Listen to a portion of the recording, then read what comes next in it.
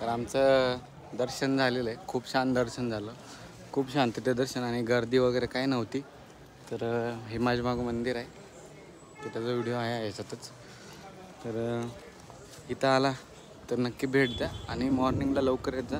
आणि हा समोरच इकडं मंदिराच्या अपोजिट प्रतापगड म्हणून आपलं महाराजांचा गड आहे. महाराजांनी शंभू महादेवाचा आशीर्वाद घेऊनच बरेचसे कार्य संपन्न केले.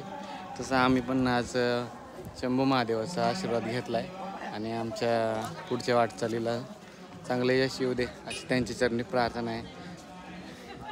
जय शंभू नारायण, जय शिवशंकर.